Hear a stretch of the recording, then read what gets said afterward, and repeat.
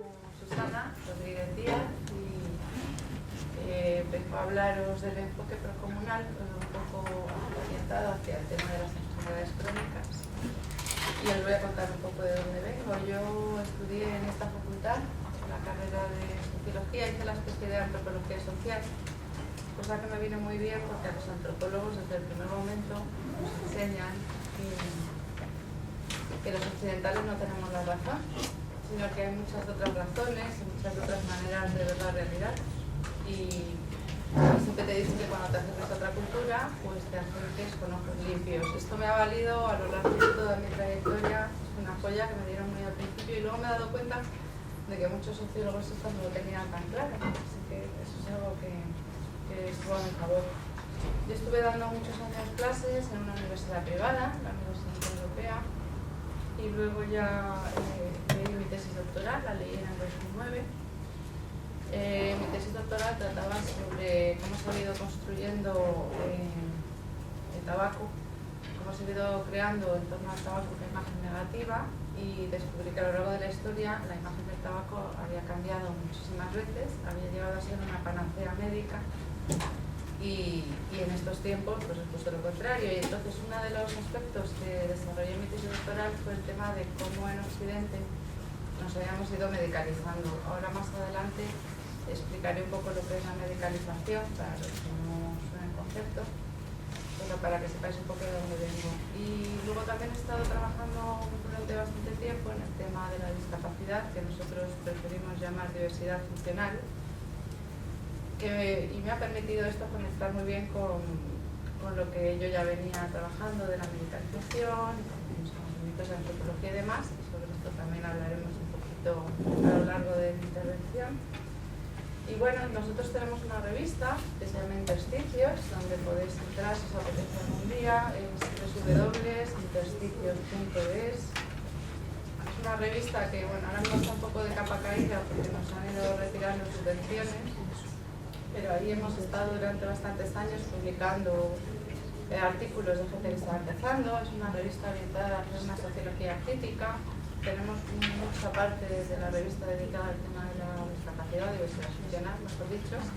Y bueno, pues os invito a que visitéis esa página en cualquier momento. No sé si queréis saber algo más de mí.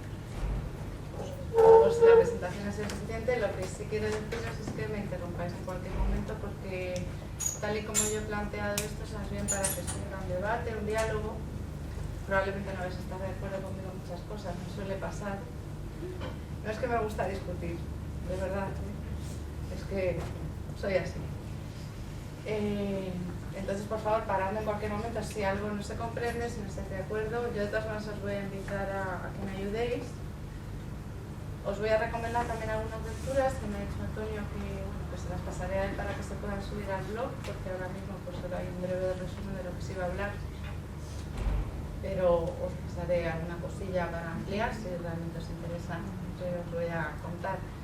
Mi idea un poco era, yo cuando leí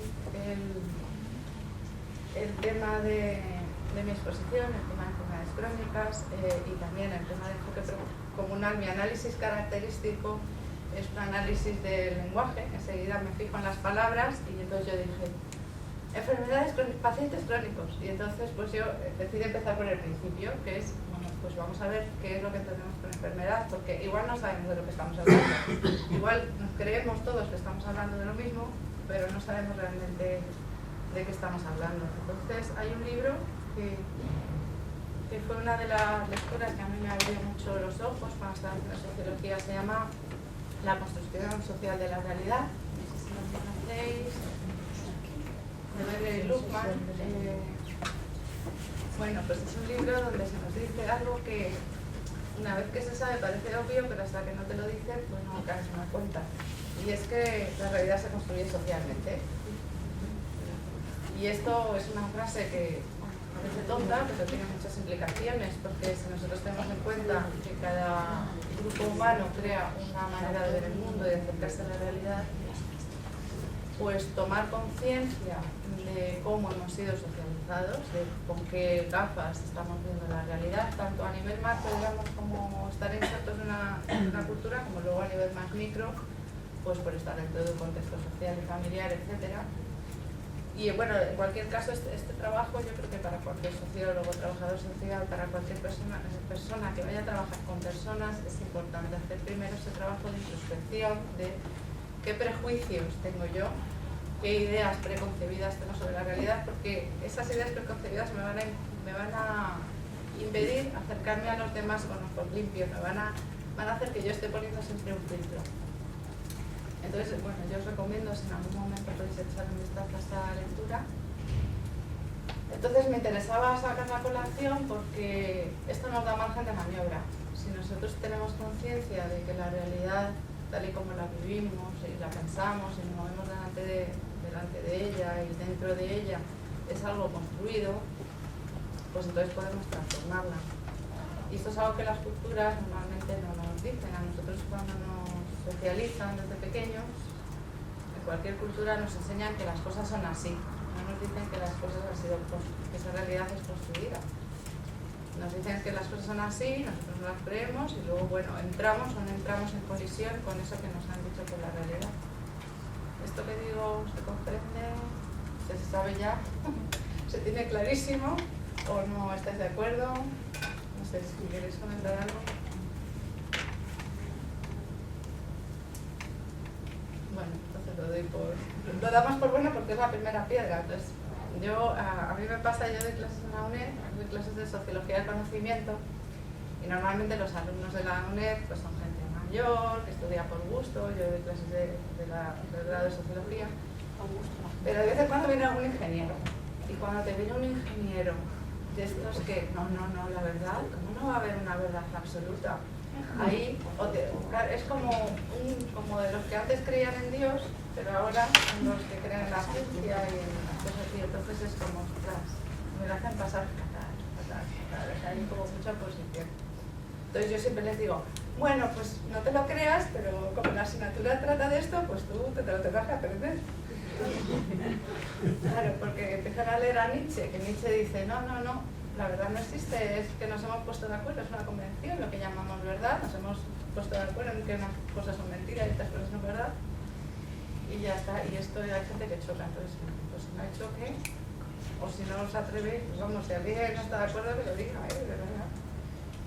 Bueno, entonces el siguiente paso para mí sería, ya aquí sí os voy a pedir por favor que me ayudéis, porque yo he hecho algunos apuntes, pero necesito saber qué es lo que pensáis vosotros. Pues si la realidad se construye socialmente, nuestra idea de lo que es una enfermedad, pues también es una idea construida socialmente, una idea que nos ha sido dada. Entonces sí que me gustaría, si alguien quisiera apuntarme, qué idea tenéis de lo que es una enfermedad. A ver si estamos hablando de lo mismo, o a ver qué podemos sacar. ¿Alguien quiere decir algo? Por favor, lo necesito. La falta de bienestar físico, mental y social puede ser. ¿Puedes hablar más alto? De poca fuerza. La falta de bienestar físico, mental y social. Falta de bienestar, vale. Falta de bienestar, bueno, yo lo apunto. Vale, ¿qué más?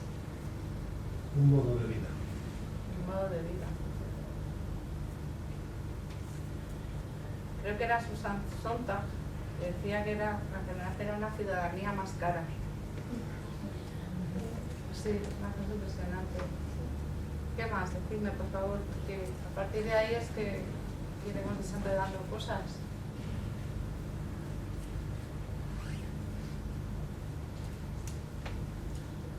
Pueden ser situaciones degenerativas también. Perdón. Que se encuentra en los márgenes, que no está en lo que consideramos normalidad. Vale. Entonces, en función de eso, vas considerando unas cosas enfermedades o no, según haya una cantidad de gente que las padece, según esté afectado socialmente. Vale, o sea que tú ya estás, que hay como una definición también estadística, ¿no? Vale. Yo creo que a lo mejor es muchas veces la interpretación que haces acerca de tu cuerpo o tu sentir o tu entorno, no es la interpretación que tú le das. Vale. ¿Y tú crees que en esa interpretación entraría la idea de enfermedad? ¿No entraría más el que nos han enseñado que determinadas cosas son una enfermedad, sí, ¿no? Claro, por eso, o sea que al final lo que tú interpretas es lo que también te han dicho que tienes que interpretar. Vale, ¿qué más? ¿Alguien tiene una visión positiva de la enfermedad? Sí, como está en proceso de cambio. Pero muchas veces también como proceso de victimización de la persona, yo creo. Porque mucha gente utiliza a lo mejor sus enfermedades, a lo mejor inconscientemente, pero para justificar el que a lo mejor pues no hago esto, no voy a buscar trabajo porque estoy con esto, me siento mal o por lo que sea. Vale, un freno. ¿Qué más? ¿Qué se os ocurre? Podría ser como ajustes sociales, físicos, ambientales, como un ajuste de la sociedad.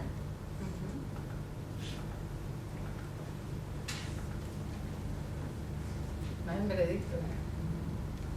Vosotros seguís diciendo, porque de aquí, a partir de aquí saco yo, voy dialogando yo con lo que habéis dicho.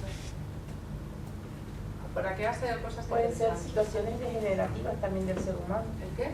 Situaciones degenerativas del ser Degenerativas, humano. sí. Desde un punto de vista físico, ¿quieres decir? A mí me parece una putada, sinceramente. ¿Qué vamos a hacer? Una putada. Sí, claro, claro. Vosotras, como no habéis estado malas nunca, Claro. graciosas. Pero es que luego también es diferente, porque a lo mejor ante una misma enfermedad dos personas la padecen de manera diferente. Yo creo que también es como subjetivamente tú asumes esa enfermedad y cómo te han enseñado. Hay familias en las que dicen, mira, un constipado te vas a casa, te vas al colegio, ibuprofeno y ya está. Y en otras un constipado implica el ir al médico, el tener que estar en la cama porque estás muy malo, ¿sabes? También depende de cómo subjetivamente se viva. Claro, o sea, eso también determina procesos de cambio que se ha ido evolucionando a través del tiempo. Como si hablo de mi realidad, pues antes, en épocas de los viejos, de los padres, anteriormente pues tú estabas con una situación menstrual y ibas a la cama, estabas ahí, no te podías mover, no te podías bañar. O sea, también hay evolución en cuanto a ese tipo de cómo ver la perspectiva de lo que es la enfermedad. Vale. ¿Qué estás diciendo por aquí? No, es que me ha gustado mucho la frase que has comentado y estamos a ver si habíamos pillado el nombre de la autora. Susan Sontag tiene un libro que se llama La enfermedad y sus metáforas. Es otro libro que os recomiendo, iba a hablar de él un poco más adelante, pero bueno, ya que se dijo. Y ella cuenta su experiencia porque ella tuvo cáncer.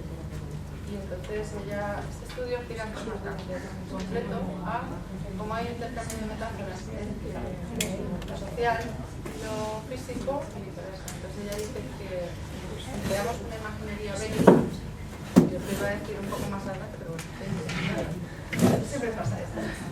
Empleamos una imaginería bélica a la hora de hablar de la salud, especialmente en enfermedades como cáncer. Entonces ya como que mal vamos, ¿no? Si ya la enfermedad es algo contra lo que he dicho, de que ya no producen ni su enfado, y el cáncer en concreto siempre lucha contra el cáncer. Y entonces ella dice que en lo social igual, que cuando decimos que algo es como un cáncer, es algo que hay que exterminar y demás. Es un libro muy interesante, lo recomiendo. La enfermedad es sus metáforas y el sí de sus metáforas, algo así, tiene como dos, y no es difícil de conseguir. Sí, dice eso, que la enfermedad es una ciudadanía más cara, que ya, claro, todo el que ha estado enfermo, que parquea a ciertas edades, ya lo hemos estado todos, pues sabemos cómo te roba la capacidad de llevar una vida normal. Bueno, ¿queréis decir algo más sobre lo que pensamos es una enfermedad? Bueno, por aquí han ido saliendo cosas. En general, nadie tiene una visión positiva de lo que es la enfermedad, ¿no? Y luego ha salido por aquí, nadie ha dicho, pero supongo que es implícito, que una persona enferma es algo que contraponemos a una persona sana, aunque tú, creo que has sido tú, sí que has dicho algo acerca de la normalidad y los márgenes. O sea que ahí ya, digamos, hay otro libro precioso, ya os digo que, bueno, todo lo pasaremos al blog de Cargilen, que se llama Lo normal y lo patológico, donde él relativiza bastante la idea que tenemos de salud. porque dice que al final es una cuestión estadística. O sea, la salud perfecta no existe, es una línea que hemos puesto en algún sitio y hemos dicho aquí es normal. Es verdad que en casos extremos sí que sería fácil determinar que alguien está enfermo, pero en casos medios, que donde estamos la mayoría, pues sería ya más difícil. Ese estudio también es muy interesante. Cambril, es que no sé ni cómo puedo escribir. Mario seguro que lo sabe. Sí, yo sí lo sé. Tú sí, bueno. C-A-N-G-H-I-L-E. Seguida, por favor. Pero lo ponemos en la red. No está en el blog. No os preocupéis que está en el blog cuando ya lo mande. Claro, lo normal y lo patológico. Entonces este libro sí, para desmontar ciertas ideas acerca de lo que tenemos por salud y enfermedad, la verdad es que es muy interesante. Ha salido también un modo de vida. Ha salido también un modo de vida, ¿no? Un modo de vida que yo creo que conectaría bastante con lo que dice Susan Sontag, ¿no? De estar en un lugar especial, y está bien decirlo así, porque en cuanto decimos márgenes, en cuanto decimos no normalidad, ya estamos situando las cosas como que hay unos que somos los normales, los sanos, los buenos, y otros que están fuera de esa normalidad. Ya estaríamos en un, digamos, si lo visualizáramos, ¿no? Habría un centro donde está la normalidad, habría una periferia donde están todos esos estados que no son normales. Entonces, bueno, es un modo de vida, ¿vale? Por aquí también se ha hablado de los procesos de cambio, habéis dicho por ahí, ¿no? Procesos adaptativos. Luego yo quería hablar de la idea que tenemos en accidentes de enfermedad y luego de las ideas que tienen otras culturas, porque es verdad que hay otras culturas en las que la enfermedad no está visto como algo negativo, tal y como lo vemos nosotros, sino por un proceso de cambio, por un proceso adaptativo. Entonces este enfoque también nos va a servir más adelante. Otra cosa que habéis apuntado súper interesante es cómo cada persona vive su condición de una manera particular. Esto es otra cosa que yo voy a utilizar un poco más adelante también en ella, que la que yo siempre insisto una y otra vez. A mí no me gusta hablar de enfermedad, no me gustan estas palabras tan genéricas, porque a mí me gusta ver seres humanos. Entonces, cuando a ti te dicen tantas personas padecen tal enfermedad, tal porcentaje de la población, a mí eso, hay sociólogos que conmigo se enfadan mucho, pero yo digo, no, yo siempre digo que a mí las estadísticas es que no me dicen nada. No, yo quiero ver a cada persona como siente, pues por eso, porque a lo mejor con la misma sintomatología una persona lo vive de una manera o de otra. Y yo creo que esto es importante para vosotros, para la profesión que vais a desempeñar. Es importante que sepáis hacer cada ser humano individual. Entonces, a mí estas palabras sí me ponen un poco nerviosa, las palabras totalizadoras, ¿no? Enfermos. Pues ¿dónde pones la línea? Ahora yo, bueno, es que voy saltando cosas, pero ahora volveré sobre el tema. Hay una cosa que creo, además, en la medicina occidental, tal y como se practica. Yo por mi propia trayectoria como enferma y como ser humano he llegado a otras medicinas. Empecé primero a tratarme con ellas, con medicinas alternativas, en concreto la medicina china, y ahora estoy estudiando medicina china. Y claro, te cambia un poco la visión de las cosas, porque un problema que tiene la medicina occidental es que, y viene en gran medida de cómo está montada industrialmente, o sea, la medicina occidental, una de sus grandes impulsoras es las farmacéuticas, es un gran complejo industrial que gana dinero vendiendo medicamentos. Entonces, pues les interesa que haya muchas cronicidades. A lo mejor no cronicidades muy graves, porque eso ya, digamos que para el sistema sería muy costoso, pero sí muchas pequeñas cronicidades. Y es una medicina que está muy orientada a tapar síntomas. En cambio hay otras medicinas, como por ejemplo la medicina china, o muchas otras, que van a la raíz de los problemas. Entonces, bueno, yo me empecé a interesar por estos enfoques por problemas de salud que yo he tenido y que la medicina occidental había auténticos negros en la medicina occidental, y yo, bueno, acabo también dando cuenta de que quizá no interesa investigar investigar en determinados temas, tener medicamentos, o quizá también es el propio enfoque de la medicina, de occidental, de estar todo medido en especialidades. En algún momento se ha tenido la idea de ir realmente a la raíz de la enfermedad. Entonces yo os he traído un libro que a mí me impresionó bastante cuando lo leí, que se llama Los inventores de enfermedades. Este sí, puede ser un autor alemán que se llama Koch-Schler. Y hombre, este libro, a ver, es como un extremo, ¿no? O sea, tampoco hay que tomarlo como palabra de Dios, pero bueno, a mí me ayudó a ver algunas cosas. Él decía, citaba una frase de Aldous Huxley que dice que la medicina ha avanzado tanto que ya nadie está enfermo. Y hace referencia a una obra de teatro, que si podéis leer en algún momento, no sé hasta qué punto se podrá conseguir en internet, lo puedo mirar. Se llama El triunfo de la medicina, creo que se llama. Es una obra de teatro. Es una obra de teatro que además es de principios del siglo XX. Hay un señor que se llama Nock, que lo mandan de médico a un pueblo, Nock o El triunfo de la medicina se llama. Y creo que sí, que se estrenó en 1923. Bueno, pues esta persona le mandaron de médico a un pueblo y él consiguió que al final todo el mundo estuviera enfermo.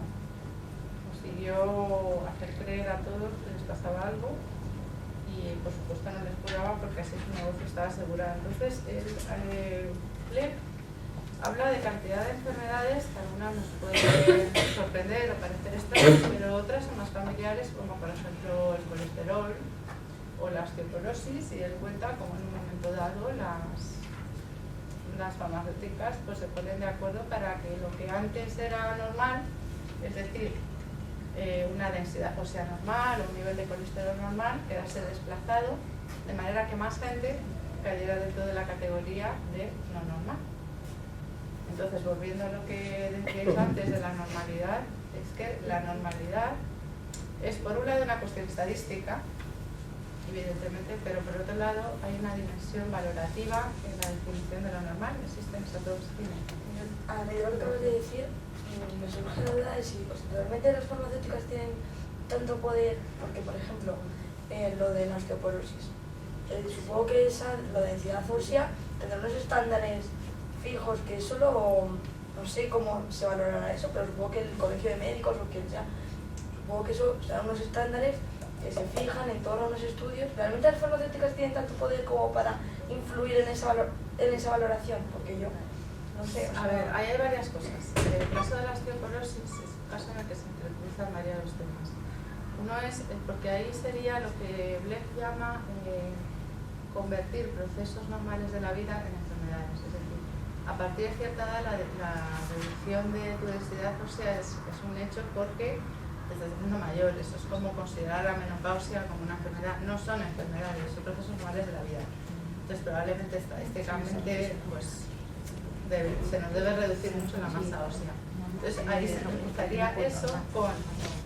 Y ahí sí te digo que las farmacéuticas, a ver, el problema es que es todo como son grandes corporaciones. Entonces yo cuando estaba haciendo la tesis, la verdad es que me enfadaba muchísimo cada 2 por 3 y di con un estudio en el que se había estudiado, cuando a un equipo de investigación le encargaban un estudio de este tipo, ¿no? ¿Vale? La densidad, ver si los resultados eran favorables o no a quien se le había encargado hacer ese estudio. Y resulta que casi siempre las investigaciones científicas favorecían a quien les había financiado ese estudio. Entonces, claro, nosotros aquí en Europa tenemos la suerte de que todavía lo público tiene mucho peso y lo público te da esa independencia, ¿no? De que yo como socióloga investigo y digo estas cosas y no pasa nada. Pero pues, ya sociedades tan privatizadas como Estados Unidos y con esas multinacionales tan potentes, pues probablemente haya un gran porcentaje de investigación que, claro, que está financiado por ellos mismos, ¿sabes? Luego tú ves cómo funciona todo, que a los médicos les organizan congresos, las propias farmacéuticas, y eso lo digo por experiencia porque yo he trabajado en una agencia de publicidad de una gran farmacéutica, o sea, no hablo por haberlo leído en ningún libro, y yo he visto los congresos que montaban, sobre la tensión arterial, sobre el colesterol, y les invitan a no sé dónde, les hacen regalitos. Entonces, es que no hay una separación, no hay independencia. ¿Vale? Yo ahí, de todas maneras, no soy taxativa, porque creo que para ser taxativo hay que conocer muy bien de lo que se habla. Yo estoy contando lo que dice este señor para ir apuntando a cosas que os puedan resultar interesantes. Ahora, si realmente te interesa a ti saber hasta qué punto eso es cierto, pues hay que investigar más. Pero es verdad que el caso concreto de la osteoporosis es que a todos se nos reduce la densidad. Claro, es que nosotros que llevamos mucho tiempo estudiando la discapacidad, hay un punto en el que la discapacidad se superpone con las enfermedades crónicas, y hay un punto en que las dos cosas se superponen con los procesos degenerativos que alguien lo ha dicho también al definir enfermedad de la propia vida. Es decir, a partir de cierta edad, yo toda la gente que conozco de 70 años toma Plavix, por ejemplo, que es para que su riego sanguíneo sea más fluido y entonces eso les alarga la vida. Y ahí ya se superpone también con la discapacidad, porque con los años pues se van llevando. Entonces, bueno, que las cosas no son blancas o negras, que las definiciones de las cosas también las ponemos nosotros y hay grados, pero desde luego lo que es normal y lo que no lo es una decisión de un grupo de personas más o menos grande, que esperemos que cada vez sea más grande y en el que podamos participar todos, o que desaparezca simplemente esa distinción, porque a lo mejor es innecesario decir tú estás a un lado de la línea y tú estás al otro lado de la línea, lo normal. Pero bueno, que seamos conscientes de que esa línea, lo que quiero es que seamos conscientes de cómo esa línea se mueve.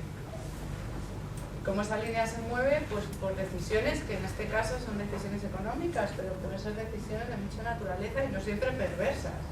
Es decir, siempre hay un lado perverso en los discursos sociales, pero hay otro lado que es que hay que entenderse, lo que tú dices, ¿no? Bueno, es que yo tengo una consulta y tengo que saber de mis pacientes cuáles necesitan medicación, cuáles no, es decir, efectos prácticos y no funciona.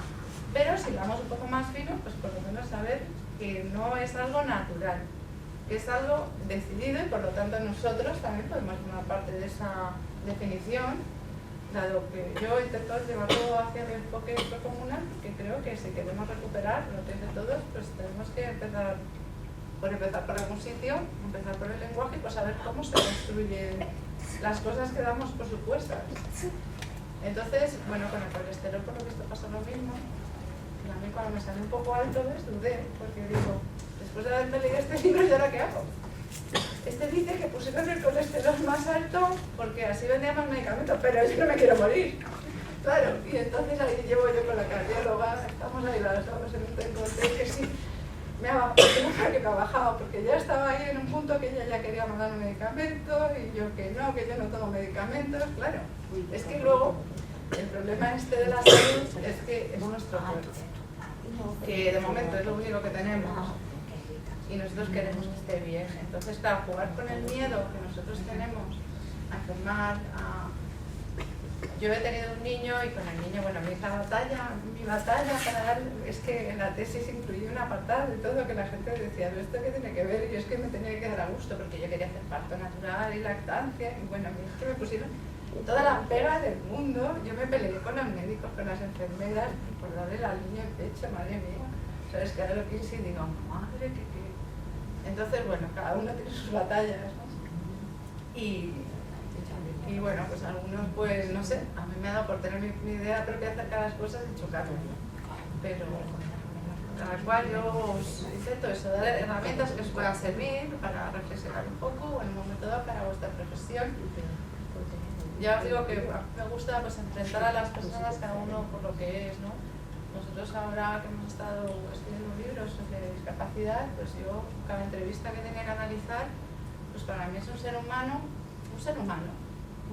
que tiene pues, un modo de vida en el que pues a lo mejor tiene que llevar una silla de ruedas, a lo mejor tiene que, bueno, pues cuantas más ayudas técnicas tenga mejor, pero que para mí pues, no es ni normal ni anormal, ni está arriba ni está abajo, es un ser humano, ¿no?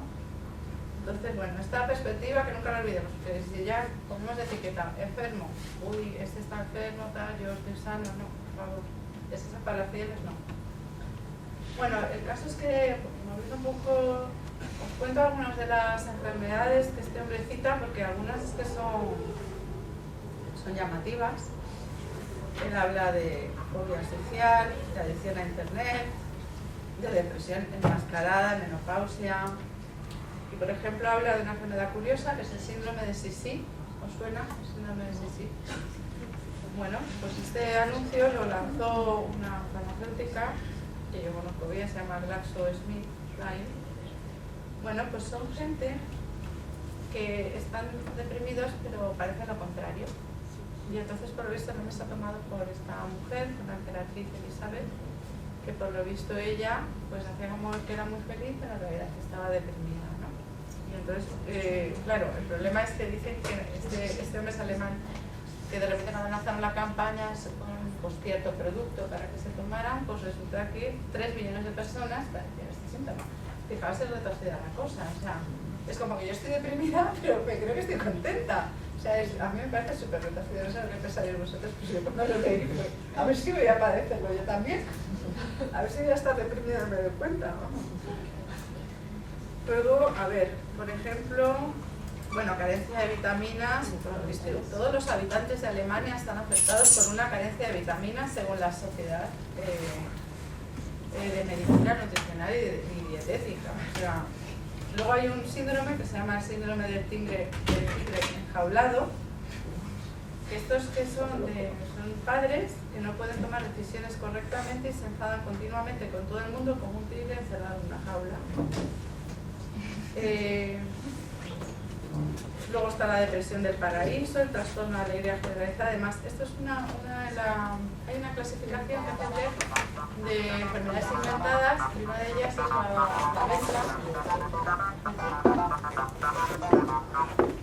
la venta de procesos normales de la vida como problemas médicos. Entonces, esto además tiene consecuencias sociales y sociológicas importantes. Porque si a mí me dicen, por ejemplo, que una depresión es un problema psicológico que está totalmente desligado de mi contexto. Es algo que porque yo no segrego las endorfinas suficientes, me dan una pastilla. La sociedad se está quitando una responsabilidad que es pues que a lo mejor yo no estoy a gusto en mi trabajo, a lo mejor es decir, es una forma del gestor público, del político, de quitarse responsabilidad. La medicalización es una de las consecuencias de la medicalización, el que determinadas dolencias que en realidad son más sociales, más o del alma, como decías, alguien más de todo el conjunto de la persona, ¿no? Alguien ha apuntado por ahí a algo social, a un ajuste social, físico y demás. Si yo estoy enferma porque está todo enfermo a mi alrededor o yo no encajo o tengo problemas, si de repente te dicen que no se agregan suficientes endorfinas, es que te han dejado sin nada. Te dan ahí Prozac y ya está, todo arreglado. Pues no, todo arreglado no, pues que a lo mejor no llego a fin de mes, tengo no sé cuántos hijos, en fin, asuman ustedes la responsabilidad de lo que me está pasando, y creo que esto es muy pertinente en el contexto actual, ¿no? De crisis económica, es decir, no nos desentendamos del ser humano en su conjunto, del ser humano como miembro de una sociedad. Y entonces la medicalización sí que está permitiendo un poco eso, el que los problemas personales y sociales pues se estén enmascarados. Sí, hay redes por Facebook, algo así, que hay una imagen que dice que todo padeces dolores de cabeza, depresión, ansiedad, como una lista de cosas, ¿no? Y al final te pone, no tienes ninguna enfermedad, pero entonces el capitalismo, como es el sistema en el que estás, ¿no? Que no es capaz de responder. Yo solo veo con personas mayores, que mujeres mayores que viven solas, que todas toman pastillas para dormir y realmente no se pueden dormir porque es que a partir de cierta edad no necesitas tantas horas de sueño. Lo que pasa es que no tienen unas rutinas durante el día y un ocio y unas actividades que hacer, o sea, no están cubiertas socialmente y no tienen nada que hacer, o sea, se mueren de aburrimiento y toman las pastillas porque parece que es que no puedo dormir, pero es que tu cuerpo no necesita descansar tanto porque al tener la edad que tienes no descansas tanto. Solo que ¿cómo cubres esas horas? Pues no, es que tienes un problema de insomnio, entonces toman pastillas y todas toman pastillas, ¿no? Entonces es mucho más caro poner recursos durante más horas para que puedan participar en ellos y tengan cubiertas las horas del día, ya no es una pastilla que se puede gastar. Sí, hombre, y además en el caso de la vejez, yo creo que en esta sociedad es importante porque en las culturas tradicionales la persona anciana es una persona respetada, es una persona a la que se le cuida, y en esta sociedad, claro, están apartados, están solos.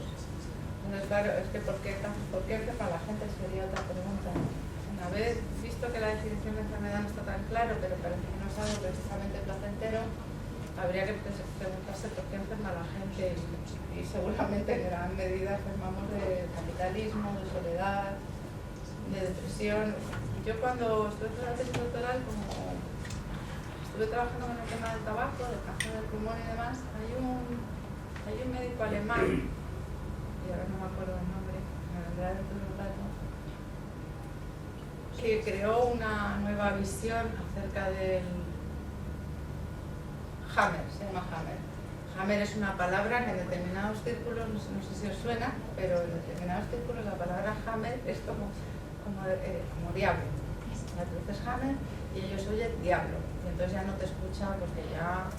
Hammer es un médico alemán que intentó plantear otro modo de entender el cáncer. Él pensaba que nosotros, ante un conflicto en nuestra vida, nuestro cerebro pone en marcha un programa biológico para hacer frente a eso. Entonces, él además pone ejemplos muy sencillos, como por ejemplo, si tú no puedes digerir una situación en tu vida, si se te atraviesa una situación en tu vida, el programa biológico que tu cuerpo va a poner en marcha va a ser similar a si tú te hubieras tragado algo, un hueso o algo que no pudieras digerir, entonces va a generar una proliferación celular y demás. Entonces él desarrolló toda una idea acerca del cáncer, todo un sistema para curar el cáncer yendo al origen último y profundo de la enfermedad.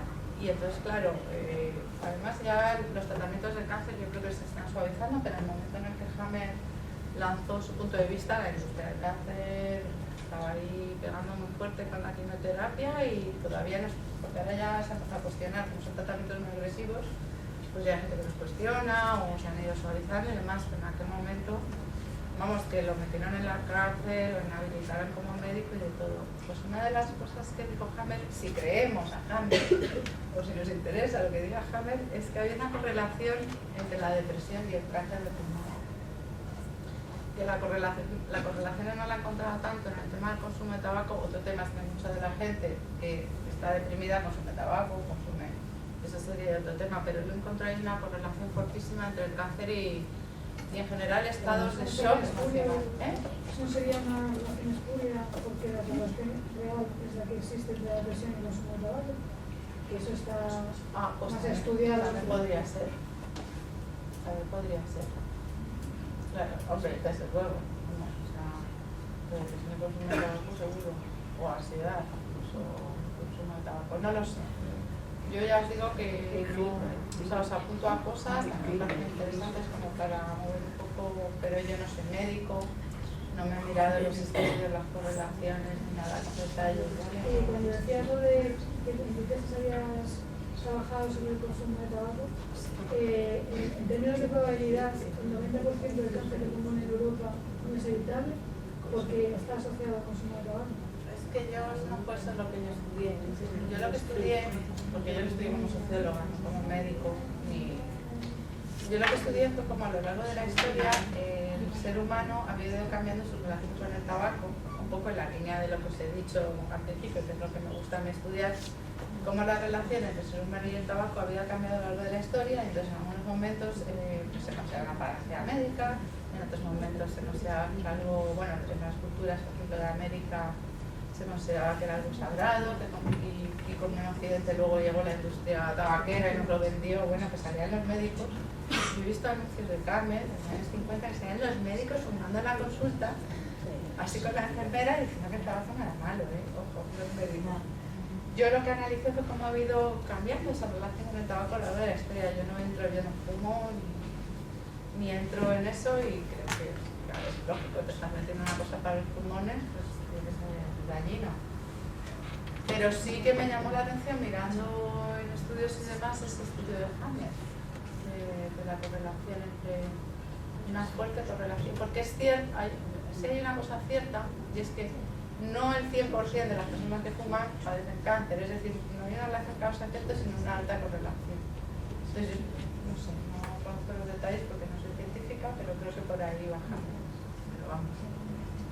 Este libro se llamaba, bueno, yo lo buscaré también para ponerlo, o sea, si os interesa por ver otra, es una idea de enfermedad que no es tan negativa ni patológica como la que tenemos en Accidente, entonces también me interesaba traerla aquí por ver otras visiones de la enfermedad, porque parece que la enfermedad es algo malo per se, pero resulta que, bueno, que aunque es una putada, está claro, igual es una putada que nos puede servir para ir hacia otro lugar, para crecer, para mirar algo dentro de nosotros. Eso lo digo quizás, eso lo digo quizás.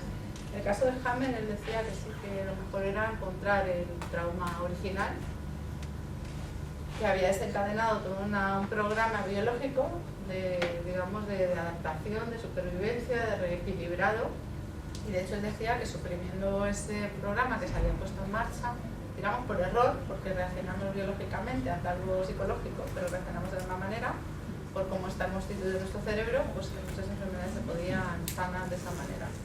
Bueno, yo os lo dejo también apuntado. De lo que vamos diciendo, ¿me queréis comentar algo?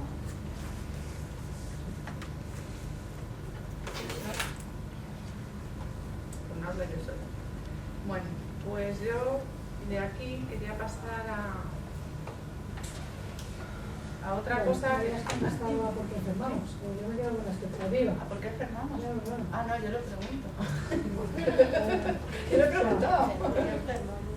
¿Por qué enfermamos? Pues mira, es que debe haber discusiones de teorías, ¿no? Es que hace poco leí una que me pareció súper rompedora. O sea, tan rompedora que yo no llego a entenderla, pero me resonaron cosas.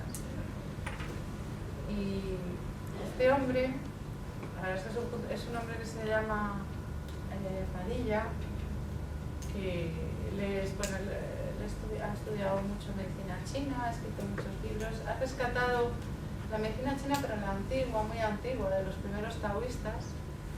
Entonces me llegó este vídeo a través de YouTube y la verdad es que, bueno, os lo cuento, a ver qué os parece. No lo tenía pensado, porque me parece tan rompedor que yo todavía no estoy dando vueltas. El vídeo se llama Salud de Especie. Si buscáis en YouTube, Padilla, Salud de Especie, encontráis, si no, si os interesa, no sé si os interesa, la verdad, pero la mayoría de la gente con la que hablo no le hace mucha gracia. Pues él lo que dice es que la especie humana como que está dividida en hombres y mujeres y que esta relación entre géneros no está, en algún momento no se ha establecido bien y que como ninguno de nosotros está en nuestro lugar, esa es una de las razones por las que enfermamos. Viene a decir eso así, en resumen, él lo explica más en detalle. O sea, dice que desde el principio la parte masculina sometió a la otra parte y luego ha habido una reacción de la otra parte y estamos todos hechos un lío. Y él dice que una de las razones por las que enfermamos es porque no estamos en nuestro lugar, ni uno ni otro. Por dar una posible respuesta a la pregunta. No sé, es que habrá miles. Y además habría, ya os digo, si ni siquiera está claro ya la definición de lo que es enfermedad, porque si tú entiendes enfermedad como un ajuste, pues no es lo mismo que entenderla como un padecimiento. Si yo cuando me enfermo, pues lo vivo como una tragedia, no es lo mismo que si lo vivo como una excusa para ir al trabajo, o como me pasa a con mi hijo, que todos los días le duele la cabeza cuando tiene que hacer algo que no le gusta. Y yo estoy segura de que le duele. Y claro, es un problema, porque cada 2 por 3 me llaman del colegio y no sé qué hacer con él. Es que no quiere ir al colegio y dice que le duele la cabeza, pero luego veo a casa y dice, mamá, ¿puedo ver la tele? Y yo le digo, no. ¿Te duele la cabeza? No puedes ver la tele. Y él me dice, no, ya no me duele la cabeza solo me duele cuando tengo que hacer algo que no me gusta. Entonces, claro, la enfermedad hay dos caras. Tiene la cara subjetiva, es como la vive cada uno. Y luego tiene esa cara objetiva, que es de la que quería yo hablar un poco ahora, que es la del dictamen médico. Y ahí yo creo que la cara subjetiva, oye, para todos. Sí, o sea, hablamos de que eso, o sea, es la manipulación que él ha descubierto para conseguir algo que quiere en ese sentido. Claro, a ver, pues estamos ahí. Marí, pero siempre al límite, porque el año pasado no le hice caso, porque los dolores de cabeza resulta que tienen la sinusitis, que no veas. Entonces, de repente se puso con no sé cuánto de fiebre y tenía sinusitis y yo me sentí fatal. Entonces ahora cada vez que tengo al médico que le miren la nariz y el médico que no tiene sinusitis. O sea que la cosa es complicada. Pero volviendo a... Hay una parte subjetiva, que es la vivencia de cada cual, y luego hay otra parte, no voy a decir objetiva, sino supuestamente objetiva, que es la que estamos hablando aquí, que bueno, que es complicada. Entonces, hay otro autor que a mí me gustaría recomendaros, si no lo habéis leído, que es Michel Foucault. Hay una obra que se llama Vigilar y Castigar, que es nuestra, genial.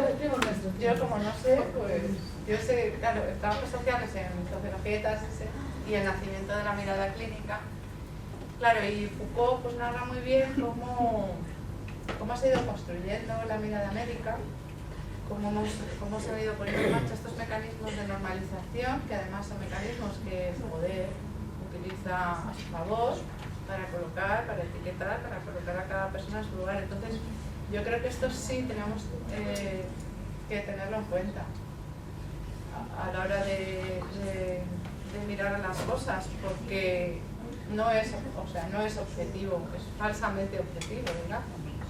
Y es cuestionable, es perfectamente cuestionable. Entonces, hay una cosa que desarrollé en mi tesis, a raíz de la lectura de Max Weber, también desde que Michel Foucault, lo bonito de Michel Foucault es que rescata no hace la genealogía, rescata de dónde viene el ascetismo, de dónde vienen determinadas disciplinas del cuerpo, y vemos que vienen del ámbito religioso. Entonces, cómo se han ido transfiriendo muchas de esas funciones en el ámbito religioso es interesante, porque cuando a ti se te planta delante un médico con su bata blanca y te dice, yo te mando, yo te receto, o tú tienes esto, saca la maquinita, te mide no sé qué, tú tienes esto, y ya dices, madre mía, el colesterol, ¿no? Ya eres fastidiado.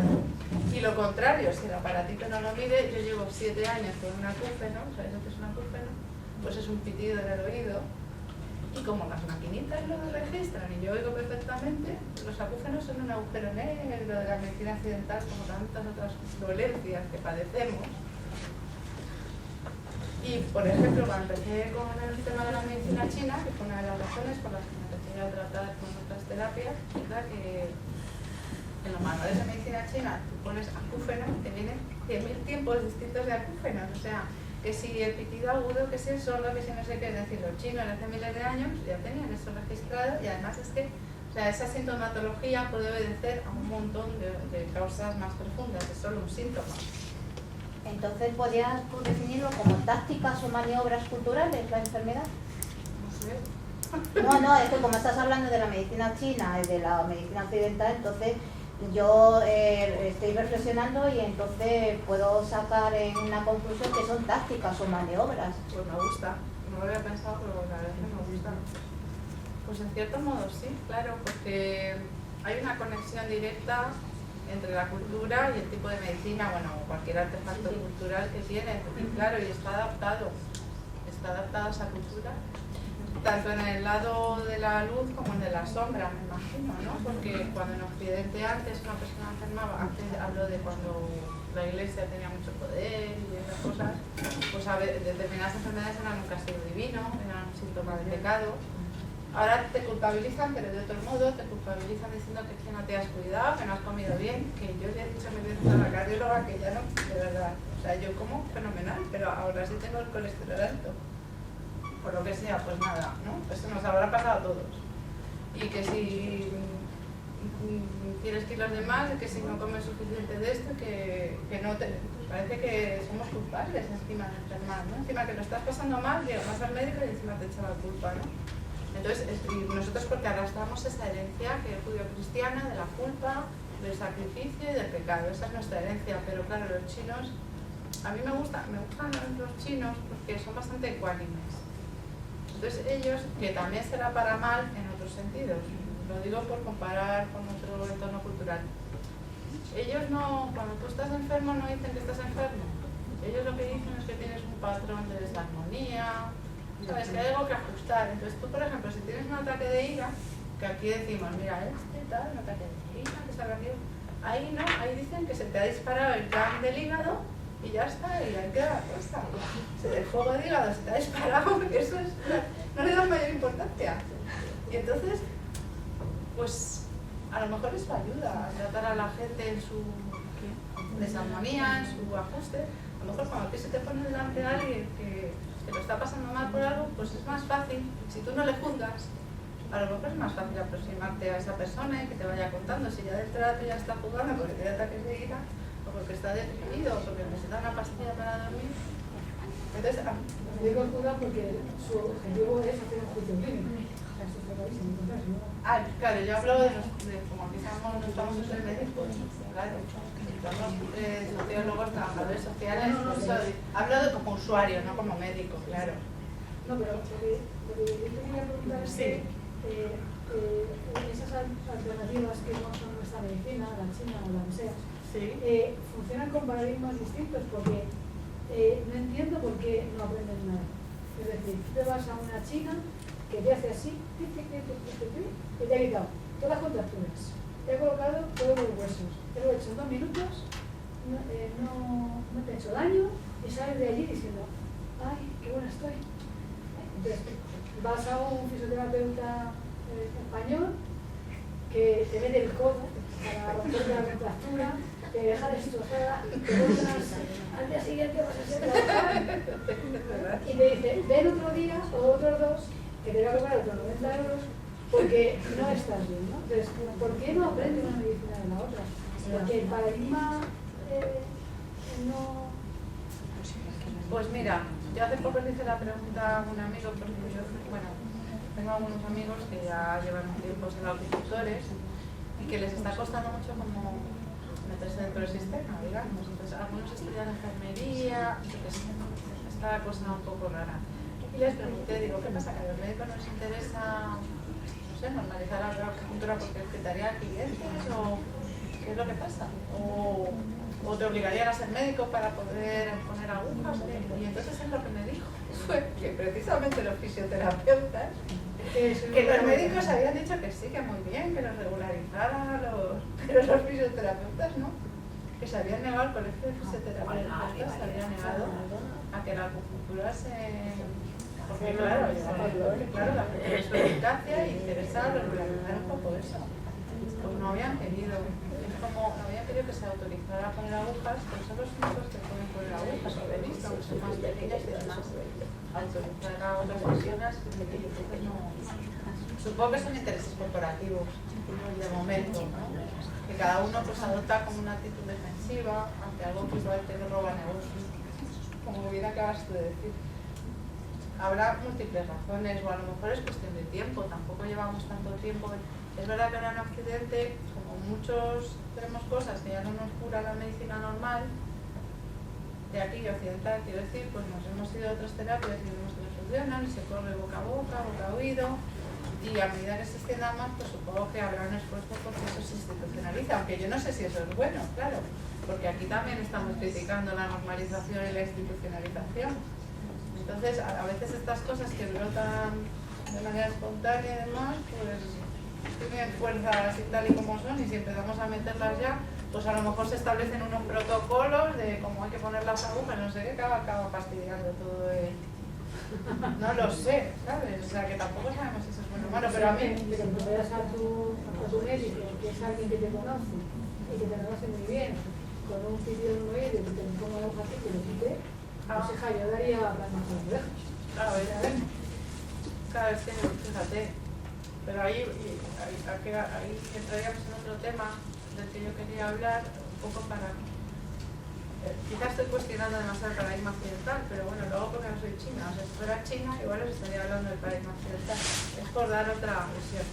Uno de los problemas que tiene el paradigma occidental es que está dividido, como bien sabéis, no lo tengo que contar, en especialidades. Entonces tú cuando tienes un pitido en el oído vas al otorrino, y cuando te duele el codo vas a... el podólogo.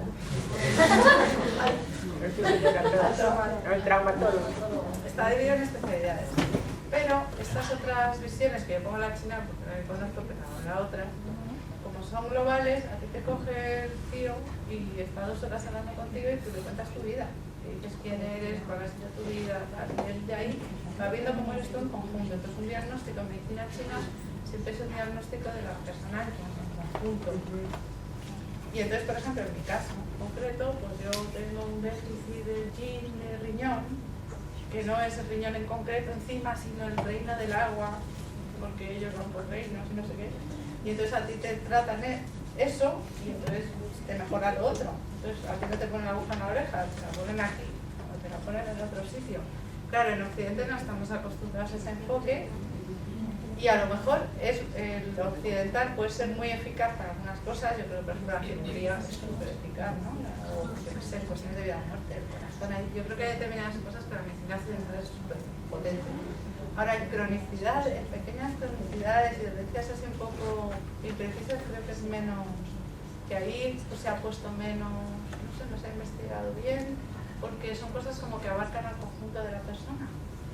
Ahí entramos en un terreno más de lo sutil, de lo psicológico, lo social, lo educativo, lo emocional, entonces habría que tener en cuenta y otras variables que habitualmente no se tienen en cuenta. Quizá el antiguo médico de familia, de cabecera de toda la vida, el médico del pueblo que iba a tu casa, que conocía a tu familia y tal, quizá ese tipo de médico todavía estaba en ese conocimiento de la persona en su conjunto, pero ahora, claro, con prisas. Los médicos además saben que mucha gente lo que les demanda es un medicamento. A ellos mismos los hemos ido burocratizando nosotros mismos, porque parece que si vas a un médico y no te manda una pastilla no está haciendo nada. Entonces, bueno, también es un poco nuestro. Yo creo que hay que reivindicar, hay que trabajar en el autocuidado, en el autoconocimiento de lo que tú necesitas, más allá de esas normas, esos parámetros. Y también de mandárselo eso a los médicos. O sea, también es muy cómodo, como decía antes Antonio, ¿no? Pues, oye, que el blog no funciona solo, que me traes cosas en el blog. Entonces, bueno, estamos aquí hablando de cómo crear un enfoque procomunal, al fin y al cabo, todo esto lo hacemos para llegar a ese punto, pues tendrá también que salir de nosotros, ir demandando otras maneras de atendernos, que no es fácil, ¿eh? Yo ya os digo que, bueno, o sea, para darle yo el texto a mi hijo, que se iba a morir, que no sé qué, como te espero que se tiene el calostro, que, o sea, hasta yo que no soy médico y las enfermeras, no hay que engordarle con biberones porque el niño está perdiendo peso, bueno, te amenazan, que como le pasa algo al niño, que no sé qué, bajo tu responsabilidad. Cuando ya el niño empieza a engordar, eso, menos mal que hacen famosos, porque entonces también están, y ahora yo he visto que ya, pues, mi hijo tiene 9 años, 9 años más tarde, tengo cantidad de amigas que están dando a luz en otras condiciones, ha ido cambiando ya el enfoque porque las mujeres lo hemos ido demandando, es que no tenemos que esperar a que los médicos se den cuenta de que existen otras maneras de enfocar la enfermedad, igual también nosotros podemos hacer algo al respecto, no sé lo que pensáis, esto sí que es algo a debatir, desde luego. A veces también te cuestionas cuando te ha pasado a ti.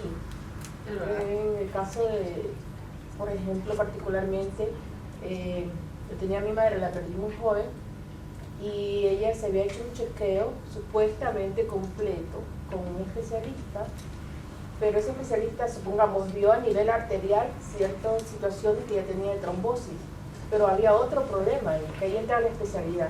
Había otro problema y él simplemente no lo vio. Que si él lo hubiera visto, según también los médicos, hubiera ocasionado que mi madre se salvara. ¿Sí?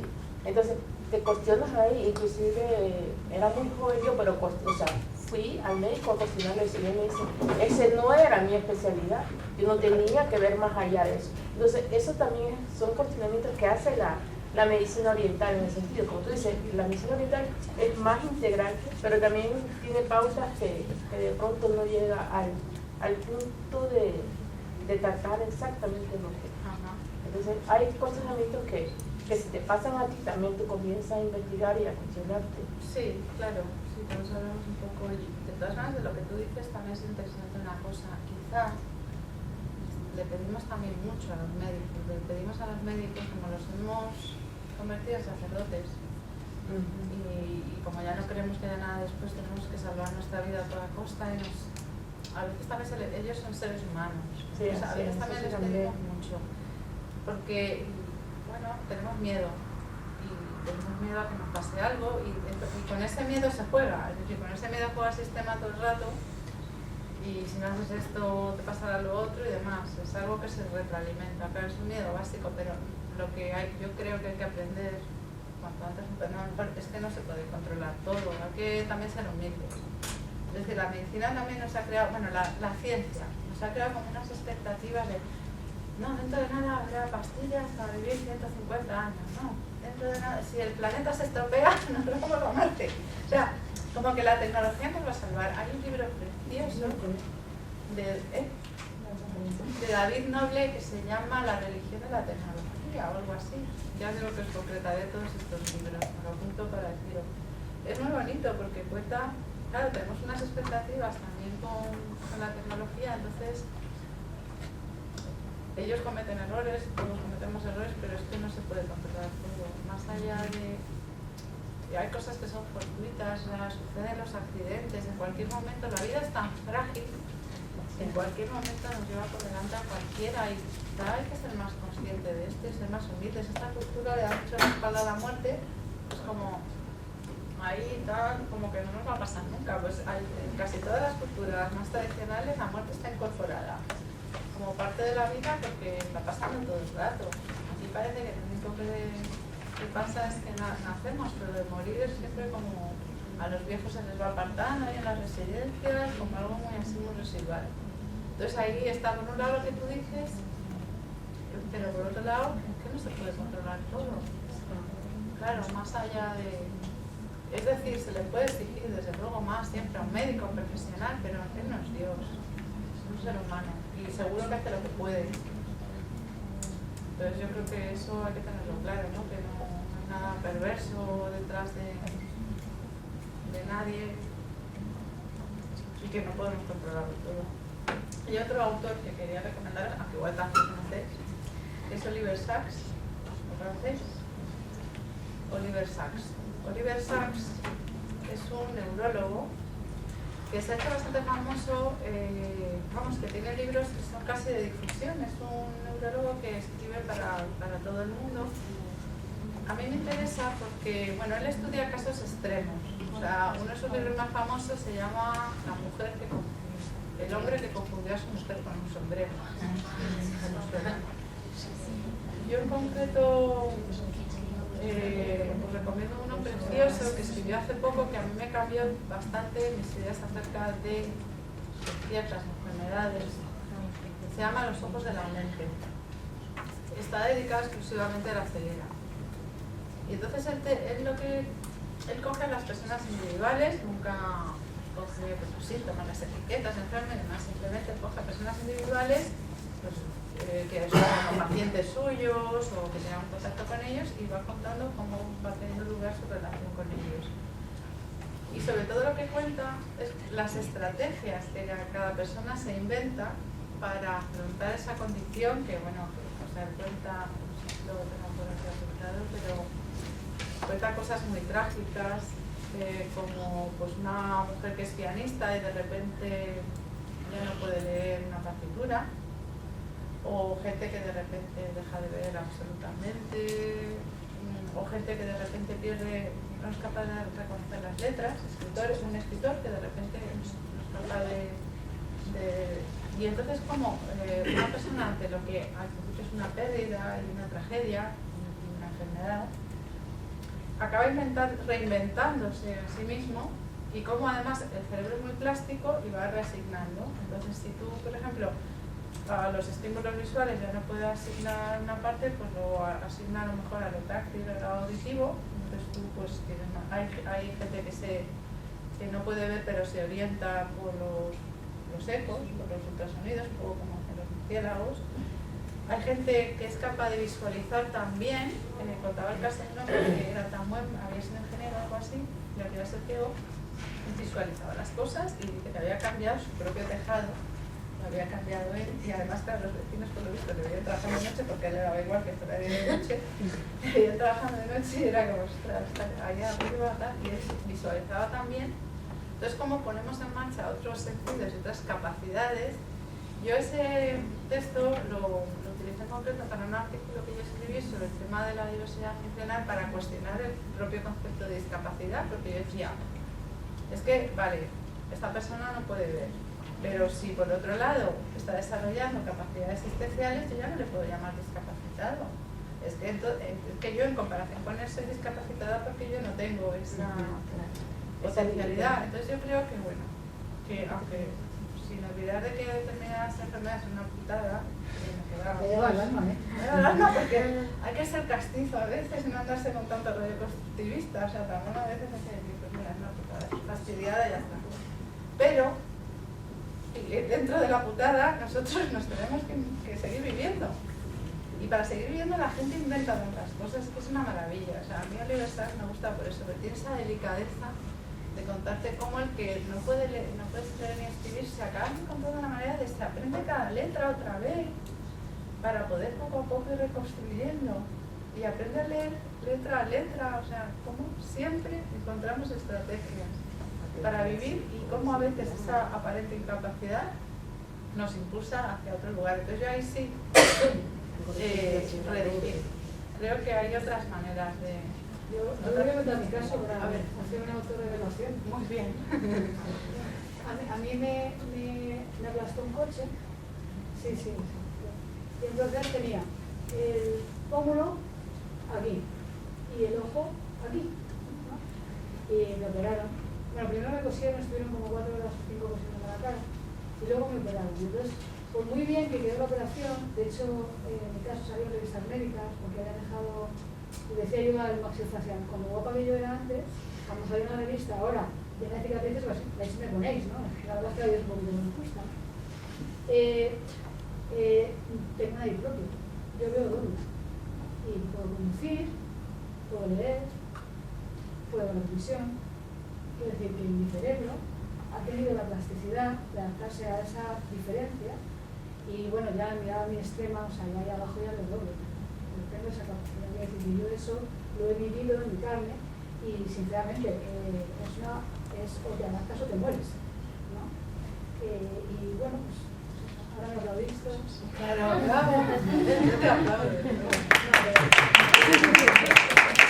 Si no, soy un cobarde, o sea, si no me aplaudo. Ya está. Muy bien.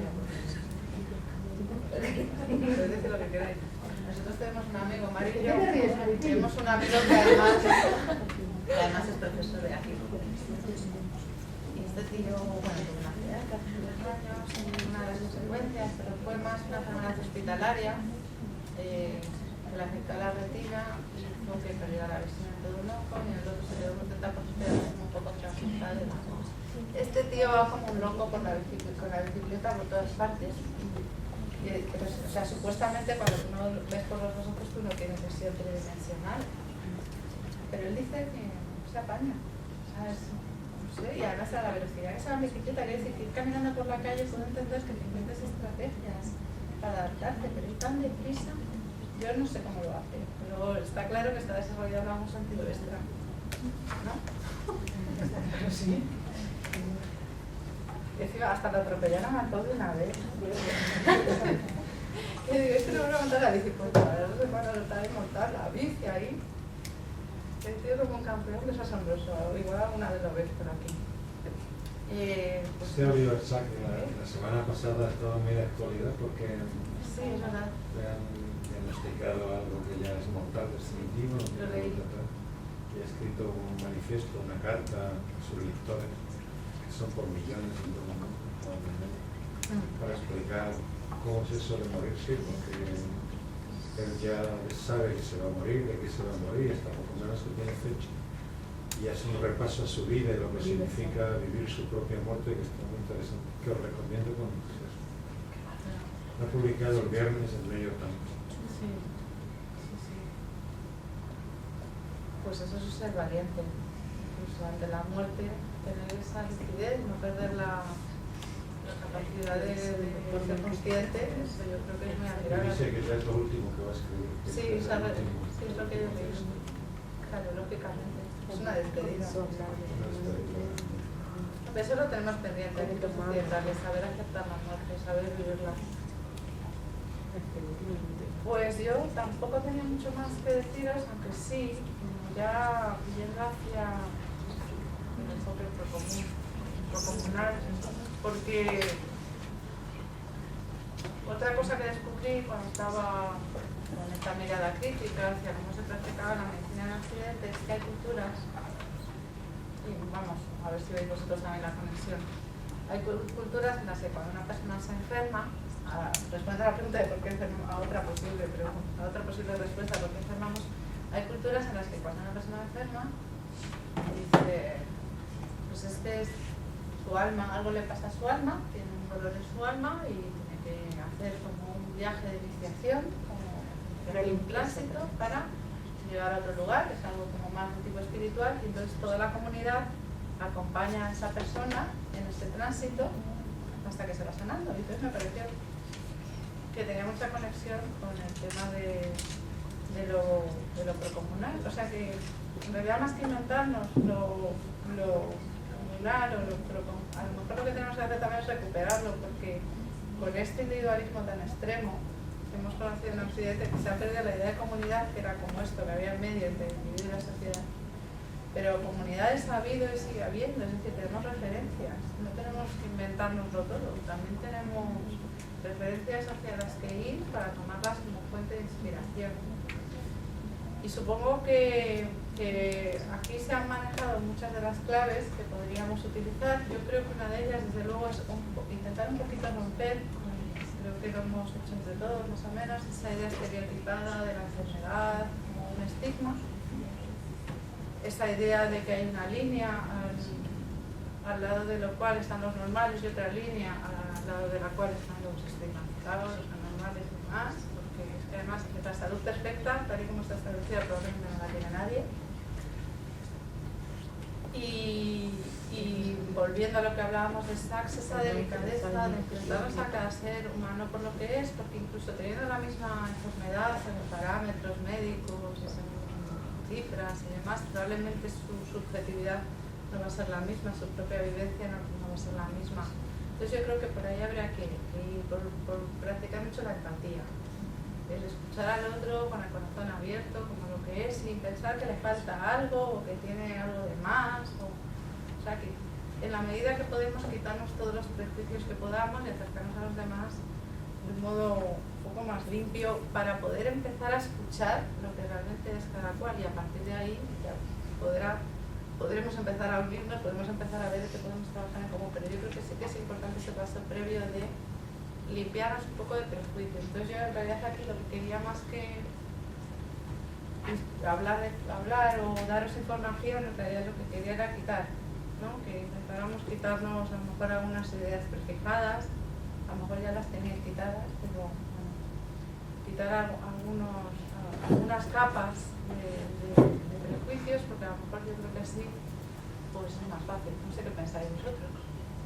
Yo creo que la línea esa del diagnóstico tiene mucha responsabilidad los manuales diagnósticos, ¿no? En los que se cumple una serie de requisitos, tienes la enfermedad o no la tienes. Y bueno, pues yo creo que fue Abraham, creo, que a partir de se ha intentado introducir una visión más menos categorial, ¿no? Más dimensional, en la que aunque se pueda diagnosticar una enfermedad, no está comprimida, ¿no? Está más... eso por un lado. No sé si será esa una posible solución, que haga... a mí no se me ocurre nada más. Claro, no, a ver, lo que pasa es que tú hablas hasta a nivel técnico, ¿no? Pero yo soy socióloga, lo prometo. Bueno, pero se ve que conoces... No soy médico. Pero se ve que conoces a los médicos, ¿eh? No, pero yo hablo un poco para los de la calle, seguimos... O sea, que es como lo de la ciencia cuántica, ¿no? Que los cuánticos están ahí, pero nosotros seguimos con la mecánica de Newton y la ley de la gravedad, el ciudadano común. Y yo creo que nosotros todavía, claro, si la medicina va cambiando, pues también nosotros hemos, pero creo que todavía la gente de a pie, pues estamos ahí como... Y luego, bueno, estaba pensando en los, no sé si viene al caso, los anuncios de televisión. Los anuncios que ha habido con la gripe esta que ha habido ahora, que la ha tenido todo el mundo, que además brotaba el virus. Había tantos anuncios de antigripales que yo decía, pues tendría que estar ahora, pero los habrá sacado ahora. Porque es que era todo el rato, tenía la tele con anuncios de antigripales, era como... ¿Cómo sabías? Sí, sabías que no era tan tardío, eso la siempre. No sé, a mí me contó una amiga de la que me fío bastante, me contó una cosa horrorosa y terrible, que puede que sea cierta. Pero no, eso la realidad son más técnicas, como que fuera ellos arquitectas, estaban un proyecto para una farmacéutica y estaban nosotras, que tenían las vacunas y como que tenían ya las vacunas el año siguiente.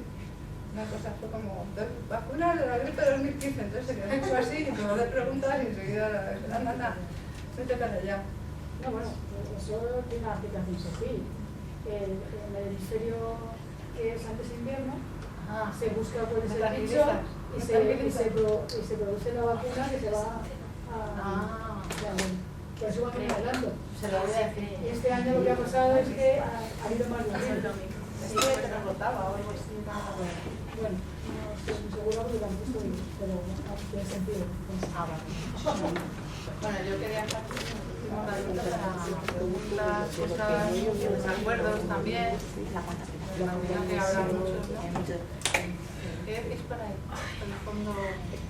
No, lo de la gripe que tiene, que no, estábamos comentando que tiene mucho que ver el clima, la contaminación. En esta yo creo que la contaminación ha tenido que ver, por lo menos en el sentido así. Es lo que estábamos comentando entre mis compañeras y yo. En lo pronto el año anterior no llovió mucho, entonces eso trae consigo el hecho de que no haya una limitación como desarrollo de la cuestión viral, de la cuestión contaminante. Porque actualmente, bueno, en mi casa todo el mundo con gripe y aún yo tengo más de 3 semanas y sigo así. Y tú sales a la calle y estás ahí y todo el mundo está fuma y también tiene que ver con todo eso. Que por el frío y... Yo me quedaba segura que llevaba tiempo sin ir a esta facultad, que el pasillo ese de la cafetería que se fuma. Y es de los pocos lugares cerrados en esta No, también aquí en la Facultad de Ciencias Políticas Donde todo lo que está prohibido se puede hacer. Sí. Se puede vender comida, se pueden vender chuches, se pueden vender todo. y a veces se van a morir. La definición de submarino es 4 adolescentes metidos en un coche con la pantalla cerrada fumando porros, ¿no? Como locos para decir, bueno, pues a veces pasas por allí y ya sabes la Sí. No los conocía. Esa zona que impacta. Me parece las cloacas. La primera vez me pasó ya, pero las zonas de ilegalidad porque, vamos, que a mí no hace nada nadie hay 2 decanos y yo creo que hay un decano que se hizo lo siempre. Pero bueno, está bien. Lo malo es lo de, por favor, no juegues a la pelota, eso es. Vienen los de psicología y ven el cartel de, por favor, no juegues a la pelota y flipa. Yo me quiero quedar con esta idea de que las cosas no tienen por qué ser que también nosotros los que hemos leído como que hemos aprendido cómo queremos ser tratados y que a lo mejor una voz sola no es suficiente. Creo que para mí, por lo menos, fijaos que se utiliza la palabra paciente para referirse, o sea, es algo como muy pasivo. Se colocan y no es fácil, o sea, cuando tú entras por, a lo mejor en una consulta, pero cuando entras en un hospital inmediatamente te cojan de identidad, te ponen la bata, te convierten. Yo en los relatos de ahora que hemos estado analizando entrevistas de personas que han tenido accidentes y han quedado discapacitados y demás, claro, ellos contaban algunos que se sentían como un muñeco, que no asimilaban su cuerpo. Entonces, claro, a veces se puede, a veces estás ahí en una situación de pasividad, pero en la medida que se pueda, yo también estoy de acuerdo en que también sabes que quieres mandar. Si vas al dentista y te metes la mano en la boca y te ves un pincho y no le paras, claro. Primero explícame lo que me vas a hacer y luego ya, hámelo. Pues es que estamos muy acostumbrados a la pasividad hacia los médicos. En concreto, como que ellos, como se supone que saben lo que hacen, pues eso es una de las cosas que hay que cambiar. ¿Qué más tienes por aquí? A veces de pronto, perdón, a veces de pronto los adultos estamos un poco pasivos, pero los niños no. Eso sucedió ahora. Mi hijo de 7 años, lo llevé a la doctora, era un seguro privado. Entonces, ya lo había visto el doctor de cabecera, que lo llaman aquí en España. Yo soy de Ecuador, por eso estoy contando. O sea, es una realidad diferente. Claro. Entonces ya lo llevé al doctor y todo. Entonces él le dice, el autor nomás le hizo así, ya está, y comenzó a, pero usted no me ha revisado, usted no me pregunta qué me pasa. Dios mío, o sea, para mí era como una falta de respeto, y era una doctora ya mayor, y ya se le quedó. Sí, es que mi doctor de cabecera todavía, y ya él hablando de doctor de cabecera, es que mi doctor de cabecera, él me miró, me preguntó que si mamá me había vacunado, que si mamá esto, que me... Y usted no me pregunta nada. Yo, disculpe doctora, ya sigue nomás. O sea, lo único, nosotros somos pasivos, pero de pronto los niños, o sea, mire, la verdad que tiene ella, ve eso. Yo quería hacer un comentario porque antes creo que fuiste tú quien dijo esta afirmación rotunda de que entonces la medicina es una táctica cultural, y sonó como, de pronto, sonó como si lo dijeras decepcionada. Y yo me he quedado muy impactado por cómo me ha sonado, que igual te estoy malinterpretando y entonces te pido disculpas, pero de todas maneras está muy bien la forma en la que lo has expresado. Y yo quiero decir varias cosas. Una, primero que te reto a que pienses si hay algo que no sea una táctica cultural en el mundo que vivimos. Es decir, y cuando decimos una táctica cultural, de lo que estamos hablando es que de una forma nos han enseñado a poner el ojo de una manera para detectar ciertas cosas antes que otras, para garantizarlas de esta o aquella manera, para conectarlas con estos o otros problemas. En ese sentido, sería muy difícil que alguien pudiera decir, bueno, yo conozco algo que no es culturalmente táctico, o que ni siquiera es cultural, Ahora, dicho eso, es una reflexión como genérica, quiero también profundizar un poco, porque todos los que hemos leído a Foucault, pues lo que nos ha enseñado Foucault es que la medicina es una manera muy particular, muy singular de mirar el cuerpo. Y que esa manera tan singular de mirar el cuerpo tiene que ver con que nos han prometido a cambio que lo van a curar, que van a cuidar de ese cuerpo los médicos. Y a cambio lo tenemos que hacer accesible. Y a cambio eso implica que les tenemos que dejar manipular, que ellos tomen las medidas, que ellos digan qué medidas, que ellos digan de qué forma va esto a ser cuidado. Y entonces eso lo quiero conectar con algo que tú has dicho, y yo creo que es brillante que lo hayas recordado, ¿no? que para los asuntos críticos la humanidad no ha inventado nada mejor que la medicina. Yo he llevado a mi hijo 3 veces muerto al hospital y me lo han devuelto vivo. Y esto, aunque me obliguen toda la vida a leer solo a Foucault de aquí a que me muera, nunca lo olvidaré. Y yo sé que Foucault miente cuando no es capaz de escribir una sola línea para describir también esa verdad. Yo sé, y yo doy testimonio del fracaso de Foucault para conectar con mi experiencia en la medicina. Ahora, dicho eso, también me doy cuenta, me declaro que la medicina y esa manera particular de ver el cuerpo genera muchas ambigüedades, muchas incertidumbres, incluso mucha exclusión, ¿no? Cuando de pronto te diagnostican el síndrome de la inquietud extrema ese que tienen ahora muchos niños y que resulta que el 7% de todos los niños norteamericanos están medicalizados y nadie sabe cómo hemos llegado allí todavía. Pero ya tenemos al 7% medicalizado y tenemos medicalizado al 97% de las personas mayores en Occidente. Y esto no es sencillo, esto no es porque sí, y hay algo que no acaba de estar claro. Yo creo que todos esos males que tú has llamado pequeñas cronicidades, y me gusta mucho esa forma de decirlo, pequeñas cronicidades. Luego también hay muchos crónicos que son crónicos por la medicina. Por ejemplo, todos los del SIDA acaban siendo enfermos crónicos. A cambio de preservar la vida, te convierten en crónicos. ¿Esto es bueno, malo o regular? No lo sé, cada quien que lo vaya pensando, ¿no? Hay un filósofo francés que yo admiro, que cité el día de mi intervención, que se llama Bernard Stiegler, que dice que no debemos pensar en términos de lo que las cosas son o no dejan de ser.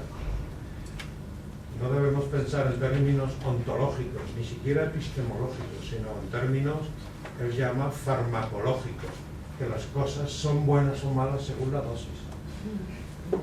Y que todas las realidades, no importa cuál, al mirarlas y al mirarlas de cerca describes que tienen una parte buena y otra mala, y que el asunto es cómo tú te relacionas con ese asunto, ¿no? Y entonces también en la universidad nos ha enseñado demasiado simplificadamente a pensar en términos de es bueno o es malo, y a lo mejor tenemos que abandonar, ¿no?, esa forma de pensar el mundo. Las cosas son buenas o malas según la dosis a la que te expongas, ¿no? Y esto cambia por completo, porque esto es como si Bernard Stiegler le hubiera dado una patadita en el culo a la ontología. Y eso no parece empresa de poca magnitud, ¿no? Es una cosa gigantesca.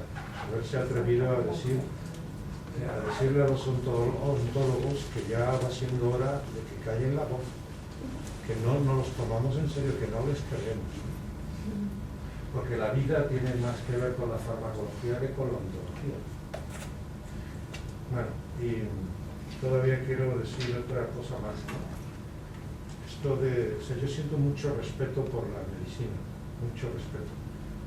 Incluso mucho respeto por la ciencia que todo el tiempo no dejo de criticar desde hace 20 años. Quizá por eso no dejo de criticarla, por lo mucho que la respeto, ¿no? O sea, yo creo que no podríamos imaginar un mundo sin centrales nucleares, sin satélites rodeando el planeta. Todos llevamos un móvil en el bolsillo, no sabemos nada de mecánica cuántica, ¿no? Vamos, la mecánica cuántica no funcionaría nada de lo que saque. Entonces, el asunto del conocimiento, el conocimiento que hoy aquí hemos criticado y que estamos criticando en este proyecto del Fondo Procomún, no es tanto, creo yo, si es bueno o malo, ¿no?, sino cómo nos gustaría que fuera ese conocimiento, ¿no? Entonces, hay algo a lo que yo creo que no podemos renunciar, a que sea un conocimiento experimental, por ejemplo, ¿no? O sea, que esté basado en hechos. Nos gustaría que esté basado en hechos. Nos gustaría que tuviera que ver con lo que sabemos que pasa. Aunque sea exclusivamente en el plano experiencial. Pero es muy de agradecer que haya un conocimiento también experimental, ¿no? Dependiendo de qué asunto. Yo creo que no deberíamos hablar a la ligera de un conocimiento que ya fuera prescindido ahora de lo experimental, pero además de experimental, ¿qué deberíamos pedirle a ese conocimiento? Para que nos complaciera, para que estuviera a la altura de nuestras expectativas éticas o políticas o cognitivas. Entonces, yo digo, ¿no?, que a muchos que estamos diciendo que debe ser un conocimiento abierto. No basta con que sea experimental, porque todos los científicos que trabajaban para Hitler en los campos de concentración experimentaban con los cuerpos de los judíos y experimentaban con los cuerpos de los gays y con los cuerpos de los gitanos, y hacían una ciencia que producía papers. Pero no es esa la ciencia que queremos, no nos basta con que sea experimental, queremos que sea abierto y seguramente queremos que sean las cosas. Y os invito a que penséis en las próximas sesiones qué más queremos que sea conocimiento. Yo que sea de todos. ¿Qué? Yo que sea de todos. Que sea de todos, que sea entre todos, podría ser una característica. Pero hay conocimientos, por ejemplo, los alcohólicos anónimos o en general los adictos, ¿no? Pues que, claro, si uno quiere tomarse en serio su propia vida y te mandan a hacerte un doctorado en Harvard, pues dices ya no. O sea, yo no tengo tiempo para hacer un doctorado en Harvard, yo tengo tiempo para otras cosas, ¿no? O sea, ni dinero, ni tiempo, y probablemente ni ganas. Pues ¿cómo puedo yo hacer conocimiento sin hacerme un doctorado en Harvard? Pues partiendo de lo experiencial. Y esto es lo que hacen los Alcohólicos Anónimos y otras muchas comunidades que hay en el mundo, ¿no? Partir de lo experiencial y tomarse en serio eso, inventar. Yo hablé de eso en mi intervención del primer día, ¿no? Cómo hay comunidades que han logrado crear eso que llamé entonces cuerpo común. O sea que se puede. No hay que hacer un doctorado en Harvard para producir un conocimiento relevante. Pero el que no haya que hacer un doctorado en Harvard no es lo mismo que decir que me lo hago con la gorra. Te lo tendrás que hacer con todo un establishment que va a estar todo el tiempo diciéndote que no tienes ni idea y que te calles ya. Punto 1. Y punto 2, te lo vas a tener que estar haciendo junto con gente a la que ni conoces, que dice que siente otras cosas, que experimenta otras cosas y que sin embargo acepta ese diálogo, esa conversación. Y eso no es fácil, eso es mucho curro, muchas horas. Quienes han montado comunidades de esta naturaleza que funcionan, estamos hablando de años de trabajo en común. Entonces, entre todos, hay algunas cosas que podemos hacer entre todos porque se basan en lo experiencial. No sé si todos los problemas admiten un tratamiento experiencial, algunos no, y otros probablemente. Bueno, yo he puesto ya ejemplos de que sí. Bueno, a donde quería llegar es a que no debemos construir un enfoque procomún del trabajo social antagonizando con la medicina oficial, digamos, o leopática, sino más bien construyendo a partir de lo que creemos que no es suficientemente atendido por quienes tienen la capacidad y nos prometieron que nos iban a curar y nos han estado curando de los procesos críticos, pero ahora no saben curarlo de los crónicos. Porque yo me rompo la pierna y esta misma noche ya la tengo curada, como me pille en Madrid, como me pille en otro sitio, quizá no muera. Entonces, bueno, ya no, he hablado demasiado. Que así será. ¿Tú quieres decir algo, María? Ha quedado muy claro. Como lo habéis dicho entre...